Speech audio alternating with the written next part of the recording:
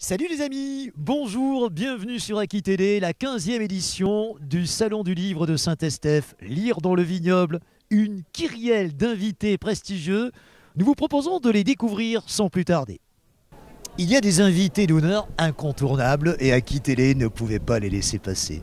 Ce jeune homme-là, en pleine forme, vous le reconnaissez certainement les amis, Pierre Bonta. Il a bien rapporté il y a quelques années dans une émission du presque même nom qui s'appelait Le Petit Rapporteur avec Jacques Martin.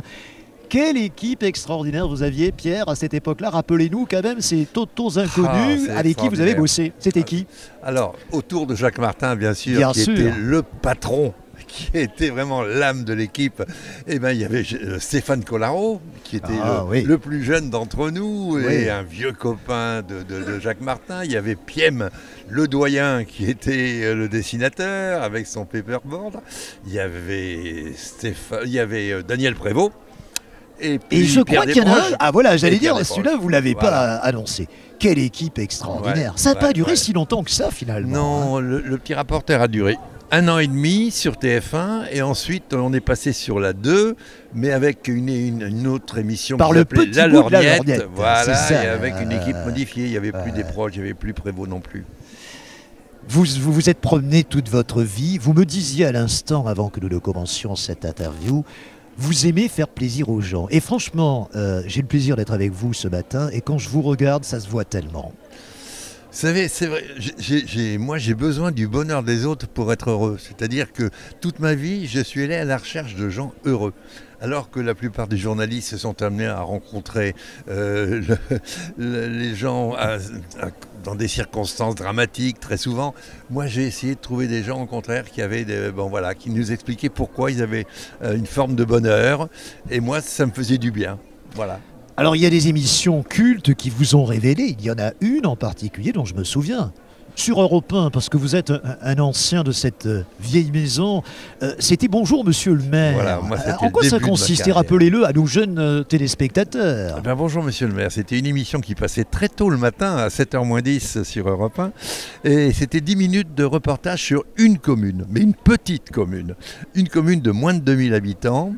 Et cette émission a duré pendant 15 ans. Ça veut dire qu'au rythme d'une commune par jour, on en a visité 4000 et fait connaître à toute la France 4000 petites communes qui souvent n'avaient jamais eu l'occasion d'être citées sur une antenne nationale à l'époque. Car la mode des villages et des régions, elle est quand même relativement récente par rapport à ce que j'ai connu, moi, aux années... C'était dans les années début 60, le début de Bonjour Monsieur le Maire. Alors comme nous sommes dans un salon du livre, vous allez peut-être nous présenter l'un de vos bouquins. Est-ce que vous en avez un dont vous souhaitez parler? Alors j'en ai quand même plusieurs là. Les derniers. Choisissez-en un. Si vous ne deviez en choisir qu'un. Celui que je préfère, c'est celui-là. C'est La France. Montrez-le bien aux caméras. C'est le choix. C'est le choix des 19 endroits de France qui m'ont le plus touché, dont je garde le souvenir le plus heureux. Alors ça, c'est... Et puis en même temps, je raconte un peu ma vie. Et puis le dernier, on aime toujours son petit dernier, c'est... Je vous salue Marianne, parce que j'ai une passion en dehors des villages. Pour les bustes de Marianne. Les bustes de mairie, vous savez, vu ça, les bustes de mairie qui représentent la République. Marianne, c'est l'emblème de la République qui est installé dans chaque village de France pour bien montrer qu'on est en République. Et puis, je l'ai découverte, moi, au cours de mes reportages, justement, pour Bonjour Monsieur le Maire. J'ai découvert ce bus, je m'y suis intéressé, j'ai vu qu'il y avait toute une histoire autour de cet emblème de la République. Et voilà, et je me suis mis à collectionner, d'ailleurs, les bus de Marianne. Je raconte tout ça dans ce livre, et en même temps, j'essaye de remettre en lumière cet emblème de la République qui devrait tous nous rassembler. Qui aujourd'hui, la République, elle est... elle a été un peu galvaudée, malheureusement. Elle a été un peu galvaudée. Aujourd'hui, tout le monde se dit républicain, mais on a oublié souvent les valeurs fondatrices de la République. Merci de le rappeler, que Pierre. Marianne, justement, incarne de façon, en général, assez jolie d'ailleurs, puisque il y a des grandes vedettes qui lui ont donné leurs traits, en particulier Bardot, Deneuve, etc. Alors vous êtes un ch'ti, vous êtes originaire du Nord, on va pas... terminer cette interview sans que vous nous parliez un petit peu de notre belle région et en particulier du Médoc.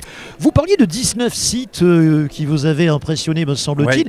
Est-ce qu'il y en avait un qui se trouvait en Nouvelle-Aquitaine? Faites-nous plaisir. Alors, de mémoire comme cela, je ne suis pas sûr de pouvoir vous le citer. Il faudrait que je regarde mes peu importe. 19 chapitres. J'en ai pas un qui me vienne immédiatement en mémoire, mais il y en a sûrement. Il y a le phare de Cordouan à côté, par exemple, qui vient d'être le phare de Cordouan qui vient d'être classé au patrimoine mondial de l'humanité.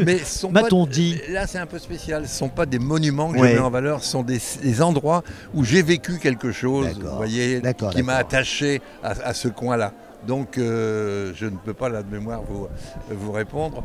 Mais je ne sais plus quelle était la question. Mais la question était simple. Est-ce qu'il y avait un lieu en particulier en Nouvelle-Aquitaine qui vous avait marqué lors de votre passage, lors d'une émission de télévision, d'une émission de radio? Bordeaux, peut-être? Je ne sais pas. Non, moi j'ai une faiblesse pour le Gers. J'aime beaucoup le Gers. J'ai rencontré des gens formidables, des gens. Vous savez, l'esprit, la civilisation paysanne avec tout ce qui en fait le charme, eh bien, elle est concentrée dans ce département du Gers qui a gardé un certain art de vivre. Qui moi me comble de bonheur. Et de la table. L'art de vivre, c'est l'art de la table. Bien sûr. C'est l'art de converser avec les autres. C'est l'art de savoir regarder la nature, de savoir aimer son village. Bon, tout ça, c'est dans le Gers et j'ai beaucoup d'affection, pour ce département. Et puis à mon nord natal, comme vous disiez. Alors là, je suis de Lille, vous voyez. C'est vraiment le capitale des ch'tis. Et c'est pas la plus belle région du monde, c'est sûr, ni de France, mais c'est un pays attachant. Voilà. Et puis j'y ai mes racines, je crois qu'on est tous pareils. Et c'est ce qui fait d'ailleurs le charme, moi le plaisir que j'ai eu à faire ces reportages, c'est que où que j'aille, il y avait des gens qui étaient amoureux de leur endroit. Vous voyez, quel que soit le village, beau, pas beau, il y avait des gens qui étaient amoureux de leur village et qui en parlaient, d'autant mieux qu'ils en parlaient avec leur cœur. Vous êtes tellement jeune. Je n'oserais pas dire votre âge, je n'ai pas le droit, je le connais, c'est incroyable, vous avez une voix, vous avez quel âge? Je viens d'avoir 90 ans. Je le savais. Je suis né en 1932, vous vous rendez compte? Mais c'est extraordinaire, vous avez une patate encore, vous avez une envie, vous avez encore une énergie incroyable que l'on ressent. Merci beaucoup Pierre de nous avoir accordé cette interview, c'est un privilège sur Aki Télé.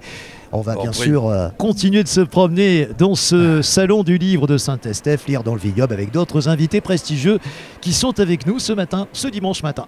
Merci à vous. Merci beaucoup. Au revoir.